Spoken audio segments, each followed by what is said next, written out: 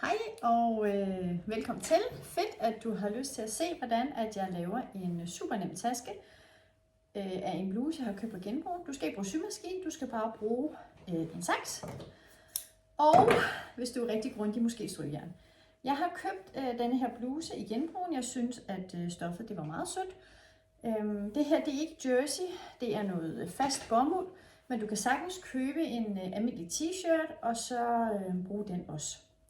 Det skal helst ikke være noget stof, som trævler for meget, så derfor så er jersey måske lidt bedre.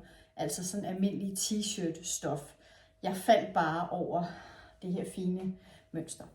Nå, nu skal du se her. Det er super nemt. Det du gør, det er, at du folder den på midten. Nu skal jeg prøve at være en lille smule grundig her, så den kommer til at ligge rimelig præcist. Sådan her. Lægger vi den ned her. Det der faktisk er vigtigst, det er ligesom at skuldersømmen her, at den ligger rimelig præcist. Fordi det her, det skal ligesom udgøre hanken af tasken. Sådan der. Og nu ligger den så nogenlunde fint. Sådan der. Nu kommer det spændende. Nu skal du tage din saks, og så skal du sådan set klippe. Sådan her. Og sådan her. Skal du se, jeg viser jer det selvfølgelig. Det er lidt levende, det her stof her. Nu klipper vi. Meget spændende. Og jeg klipper egentlig bare her på øjemål. Du kan forsøge dig lidt frem, og så kan du eventuelt købe nogle flere billige bluser. Du kan næsten se, at jeg har klippet ærmegabet af, så jeg ligesom har fået en hank her. Og nu skal jeg have en hank på den anden side også. Sådan der. Og jeg prøver at klippe sådan nogenlunde samme bue. Sådan der. Så har jeg klippet halsudskæringen af. Så nu har jeg egentlig fået, I kan næsten måske godt se tegningen allerede nu. Sådan her. Så vender vi lige kalorius om her. Bum, bum. Og nu klipper jeg, alt efter hvor lang, hvor stor, hvor dyb jeg vil have den, så klipper jeg den simpelthen af for neden.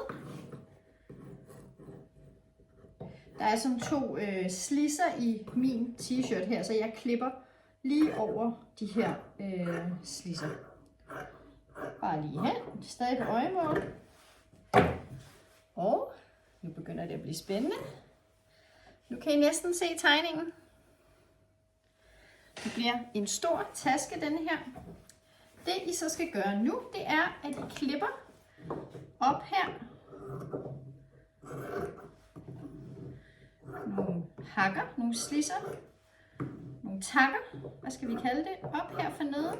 Og de skal være samme længde, altså de skal gå lige langt op, og også cirka samme bredde. Men det her, det bliver til bunden på tasken, og det bliver til fronter. Og man kan bruge sådan en her til meget. Man kan jo også bruge det til en lille gave. Det ynder jeg jo. Så hele min familie, de får hjemmelavede gaver. Sorry.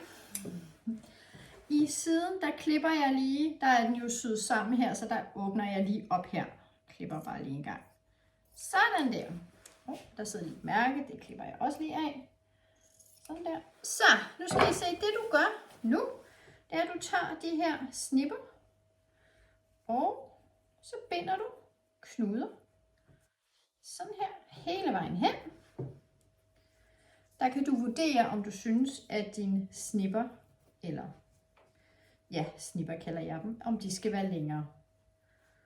Jeg tror egentlig, at jeg vil binde dobbeltknude på. Du kan lige prøve med et. Ja, det synes jeg egentlig passer meget godt. Jeg vil helst ikke have dem for lange, men det er jo en smagsag. Sådan der. Og så er det bare at fortsætte hele vejen hen. Nu har jeg bundet knuder her hele vejen hen af bunden på tasken. Jeg har bundet dobbeltknuder. Og nu skal I bare se her. Tada! Så har vi simpelthen fået lavet den fineste taske. Den kan bare smides i vaskemaskinen. Og den er jo god til at have med på stranden. Eller hvis du skal til festival eller et eller andet, så har man en super sød, fin taske, man har lavet på 5-10 minutter, uden at skulle bruge symaskinen, men bare en saks.